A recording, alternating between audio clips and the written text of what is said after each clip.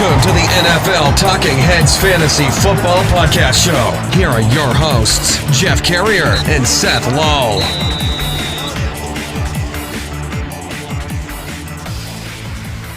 All right, everyone, welcome in for another video podcast from the NFL Talking Heads. It is your host, Jeff Carrier, and he is Seth Lull.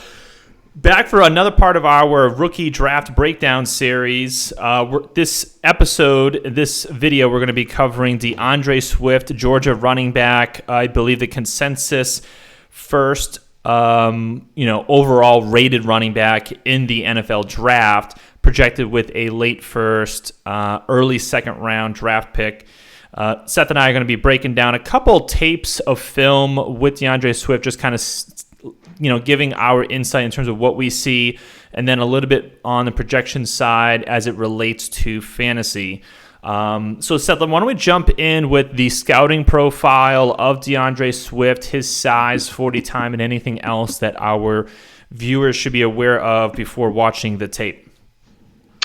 Yeah, so DeAndre Swift, 5'8", 212. So at least he looks on tape. He wears number 7, so it sounds dumb, but that when I see somebody wearing a single-digit number for running back, you always have a big problem with that, don't you? Yeah. So he seems like he looks like a little bit of a smaller running back than Jonathan Taylor, who the last running back we broke down. He ran a 4.48 40 time, so a little bit slower than Jonathan Taylor. 35.5 vertical jump, 121 inches for broad jump. Do with that information what you will. His scouting profile or his scouting report is basically he's a 3-down back, balanced though, more of a pass catcher than Jonathan Taylor. Pretty polished in pass protection. Like Jonathan Taylor, has some issues putting the ball on the ground, so fumbling, ball security.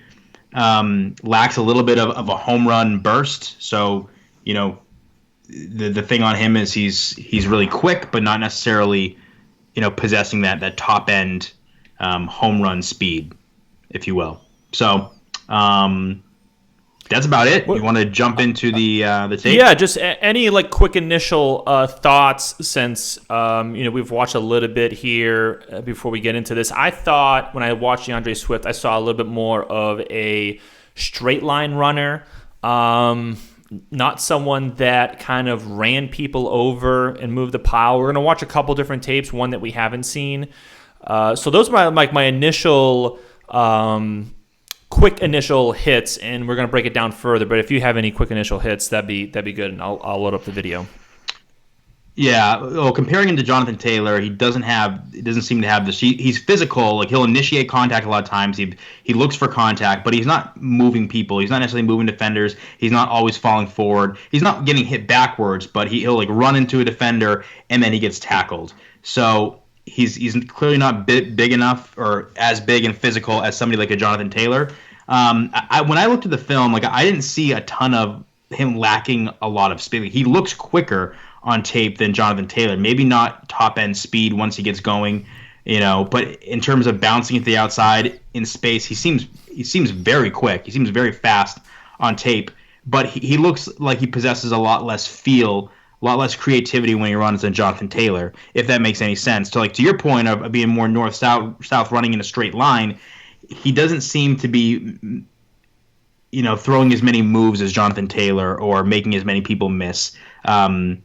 Very solid, very compact, which is one of the things in the scouting report is that he's a lot of low body strength. He's he's built very compactly, if compactly is the right word. He's compact. I mean, it'd be a word I would use. So let's go ahead and get right into the tape here. I've got it running at 0.75 speed, so we can get to the second video and keep this all kind of going smoothly and efficient here. And this is a game against Florida last year. Both of the tapes we're going to be using is against Florida. There, nothing you can do there and way too many people, right? But I think you're going to see this a lot in this game because I have already seen this game. I didn't see him move the pile as much as I saw Jonathan Taylor did, and that was one of the comments I already made. But Jonathan Taylor looked like a man amongst boys, and you didn't get that impression watching DeAndre Swift. Not exactly, and I'm be kind of curious because I've only seen one of these films, and we'll be kind of curious to see the other one if there's a dramatic difference here. That last play, he did an okay job at pass pro, nothing great. I think here's another one where, did he stutter too much there? Like that, just that half step? Yeah, and one of the things that I saw with him... should he have gone to the left there with the guard open? He decides to kind of lose balance, cut it to the right, versus kind of just sticking to the left because it seemed like the play was designed to the left and he decides to go to the right instead. And I think you see this a lot with DeAndre Swift. One of the things that I kept saying is, this is what I go when I say like he lacks a little bit of feel, the same kind of feel as Jonathan Taylor did. Taylor looks smooth in tight spaces like that and get going. Like he knew exactly what he wanted to do. We kept saying no wasted motion. DeAndre Swift, it seems like one of the things in the scouting report says he has really good acceleration. I don't know if it's bad acceleration, or just not being as decisive. But like the one we just looked at, he makes a decision too late. So. And look at this play here where, if it's DeAndre Swift, it's a one linebacker, right, that comes up, and he basically gets stonewalled from one player, right? Like here, he makes the cut, and it's probably because he's a little bit unbalanced, but he makes the cut and really gets stopped from the first initial player. Yep. Now they're inside near the goal line. And DeAndre Swift was a large portion of Georgia's offense. Nothing he could do there again, right? Yeah. It still looked like he was running scared a little bit there too. Like you expect a little bit more fight. There he was in pass protection there. He was assisting the right tackle. He did okay. Yeah. I would call that a neutral play. A lot of times when I look at plays, I'm factoring them either as a neutral, a plus, or a minus, and I would say most plays are going to be neutral because I don't know, just like that pass pro. He didn't do anything spectacular to deserve a plus, and it didn't screw it up to get a minus.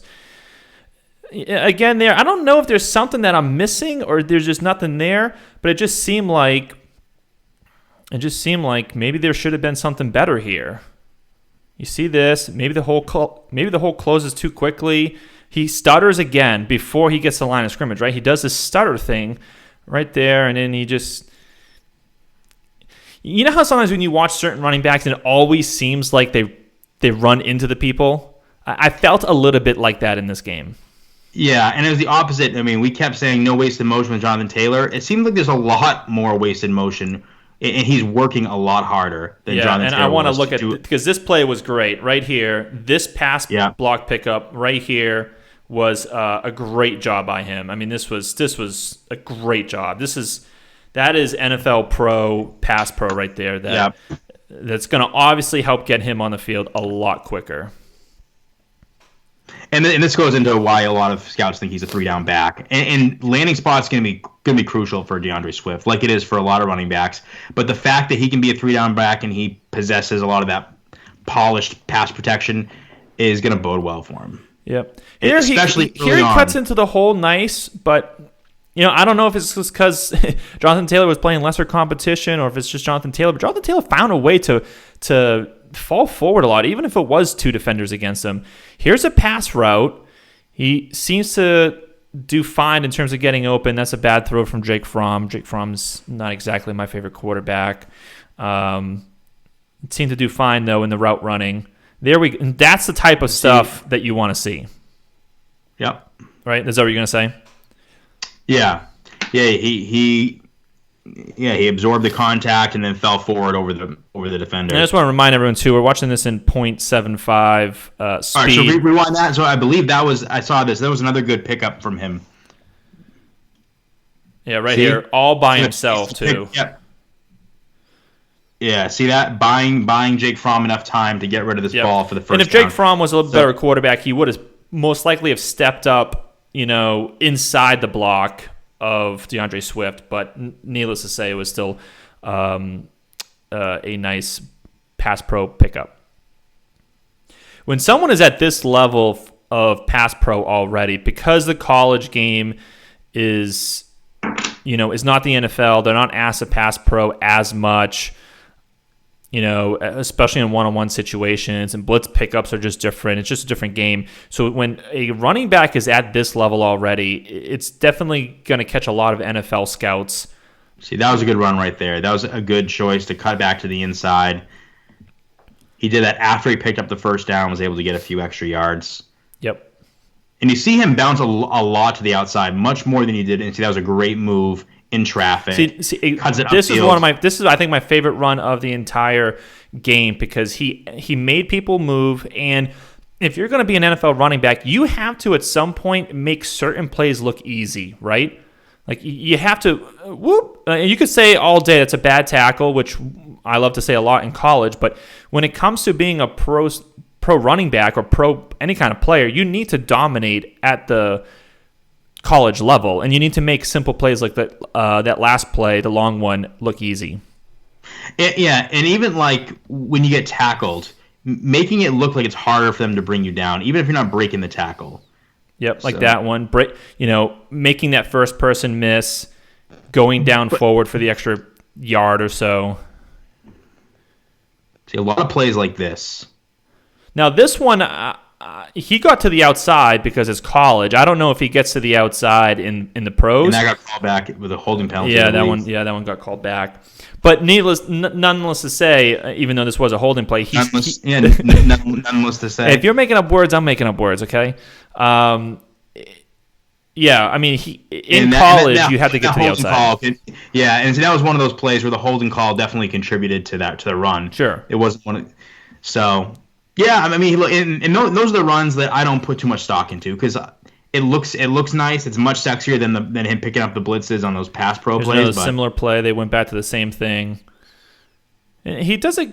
I don't mind that. He gets to the outside and he kind of uses his time a little bit to navigate some of the blocks and get through it a little bit. The same there. That's a fine run right there. I mean. Leaves a little bit to be desired, because Jonathan Taylor probably would have picked up that first down. See, that was one that I made a note of right there. Let's see that again. He gets hit and kind of spins away for the first down. Yeah, almost basically breaks two tackles there. Yeah. Yeah, and good balance. And that goes to his lower body strength. He's able to get just enough balance. Even that play, though, are we seeing this? Are we seeing this a lot here? Are we seeing this juke, this early juke behind the line of scrimmage? I just feel like here he is. He gets the ball, and maybe that's a one cut step. And then that's not too bad, as much as I thought it was on originally. I also don't think there was a lot there for him. Like, he didn't really have many options at that point.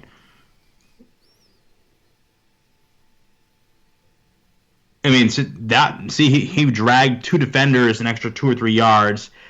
There's a little bit of a hole there. I don't know if he should have blasted through it a little bit quicker. I'm nitpicking at this point, knowing his draft stock, but.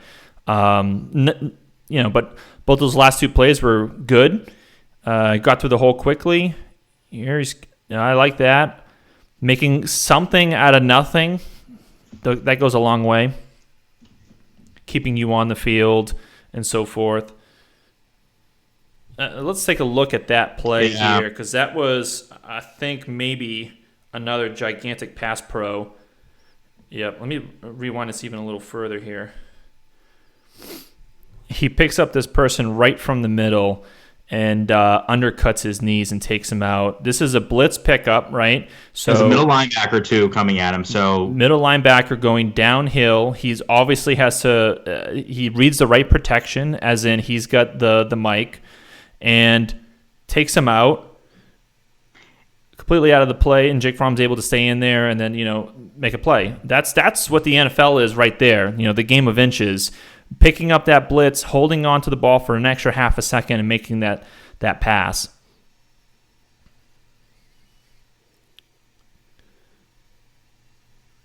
Taken down from one guy. I don't know if he should have made a miss or not. They're going to go back and look at this play, which was a nice pass throw. He trips the guy. The guy goes flying like 10 feet towards Jake Fromm. It's like, just move to the side like 2 feet, Jake. Yeah. So any other analysis as we kind of wrap up this game, and I'll pull up the next one here. Yeah, see right there. Just where stuffed, right? Just stuffed. And it seems like he runs into the guy. It's like watching. And this was a bad run. This was one of the.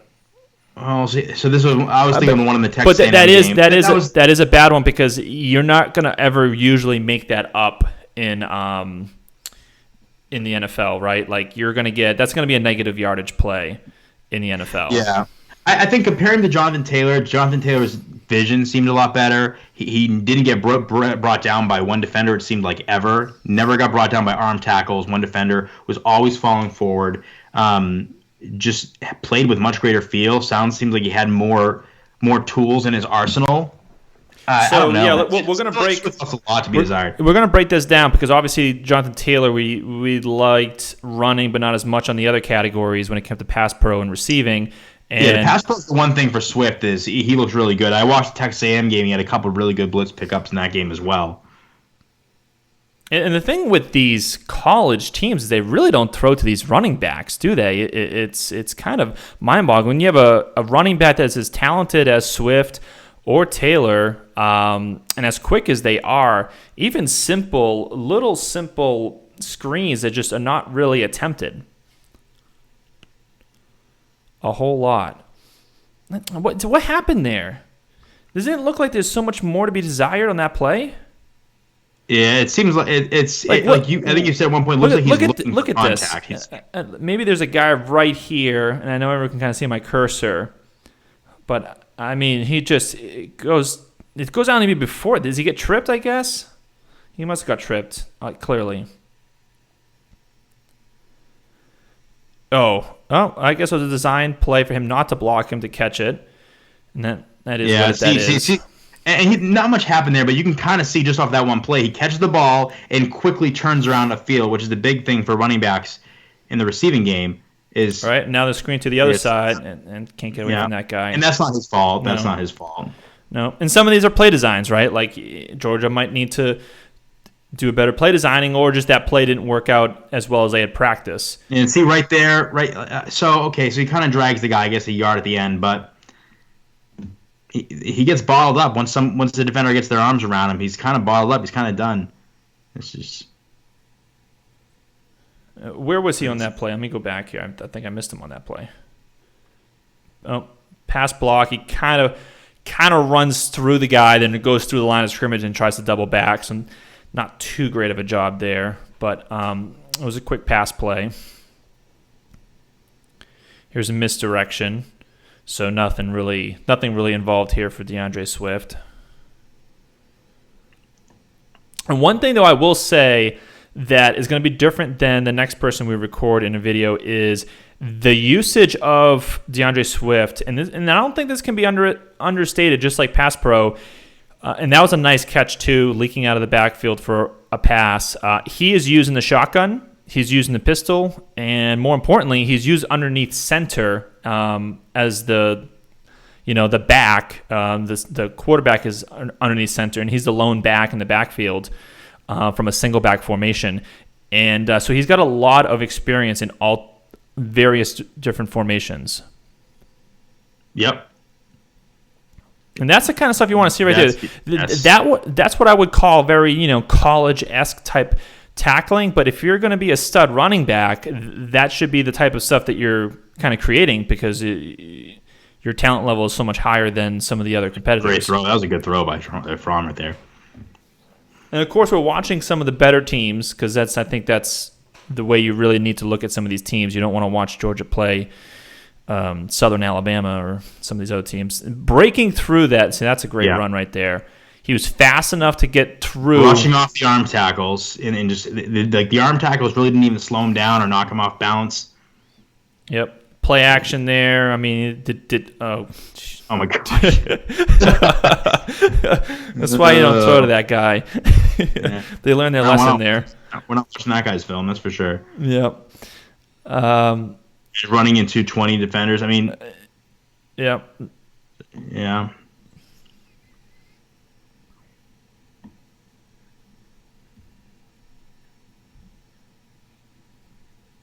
And the fact that he's a good receiver and he's good in pass protection, you really can't discount that. That adds up to a heck of a lot. I mean, especially in the NFL, when the way the game is played now is, running backs are catching a lot of passes. There's so much throwing in the NFL. If a running back is, we're talking about from a fantasy perspective, if a running back is really going to be elite for fantasy, they have to be able to catch, 50, 60 balls plus.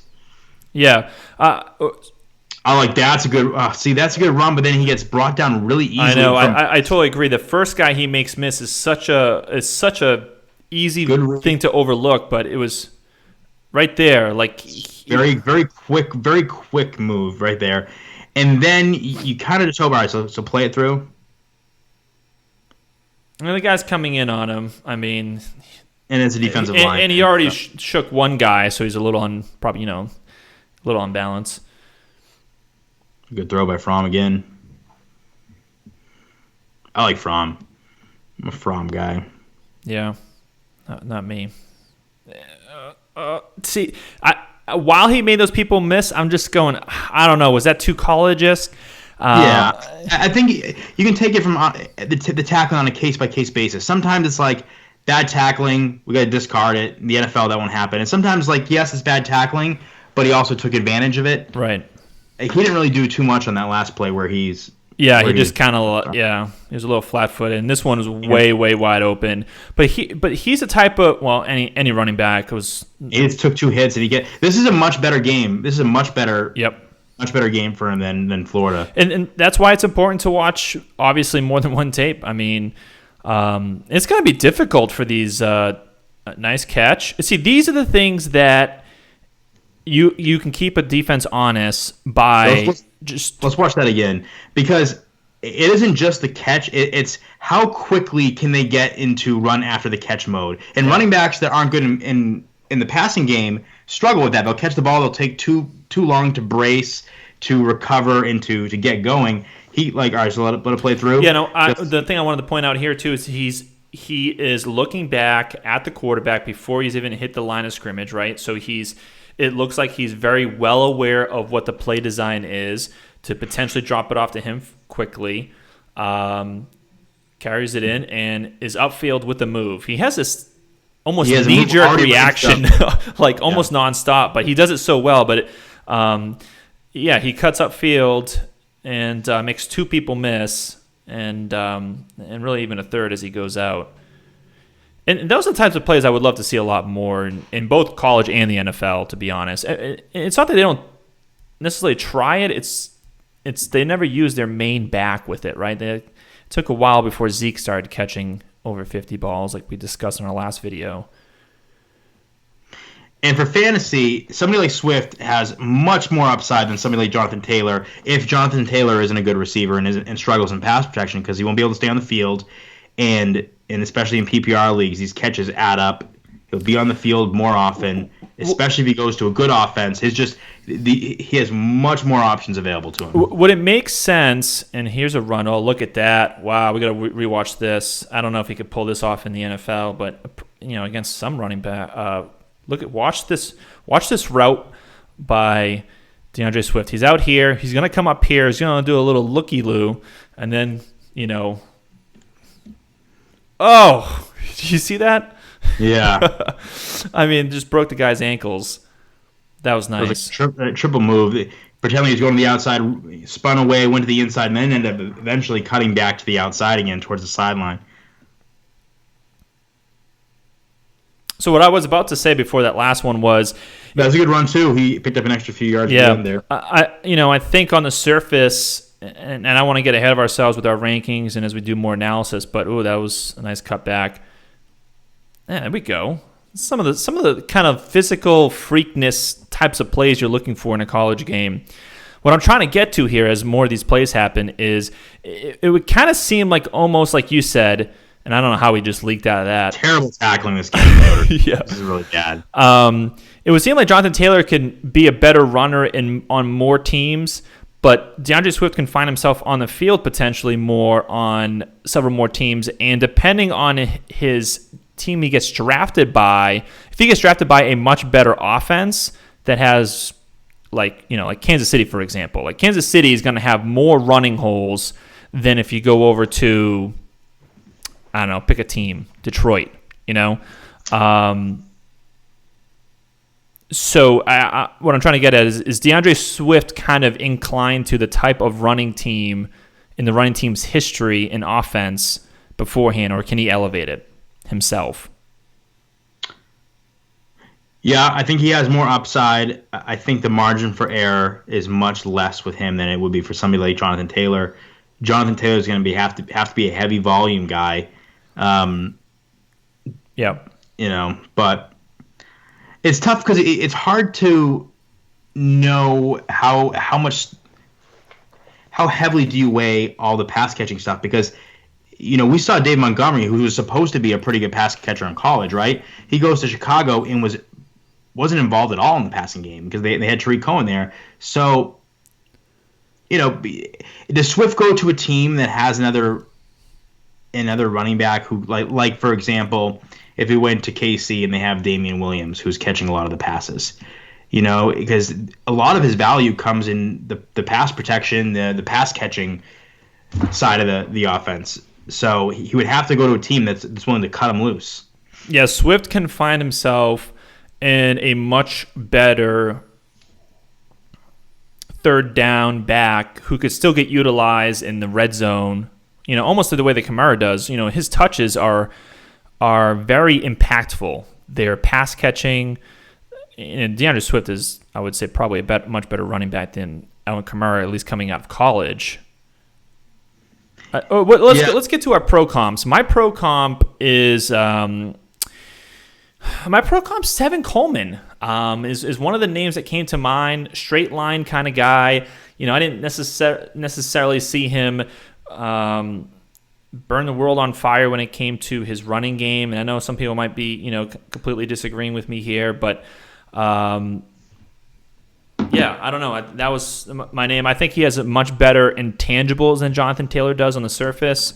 So that's my comp, and let me know what your comp is and if there's a fantasy team that you think makes a lot of sense for him.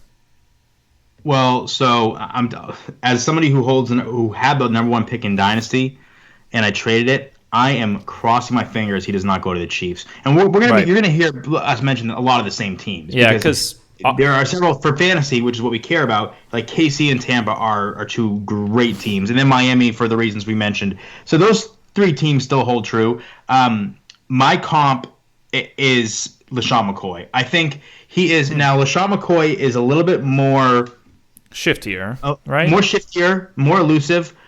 So I think he's a less elusive, slightly less shifty LaShawn McCoy. But those catches we saw after the catch remind me of LaShawn McCoy. A lot of those outside runs remind me of LaShawn McCoy.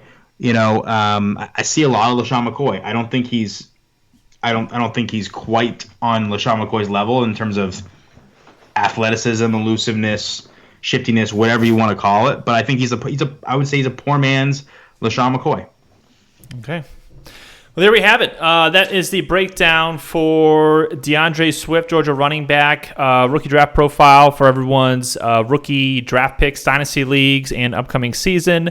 We're the NFL Talking Heads. Make sure you follow us on YouTube for all of these draft videos. Click the subscribe button so you can get notified when we go live. You can ask us live questions if you'd like. And we got more videos coming soon.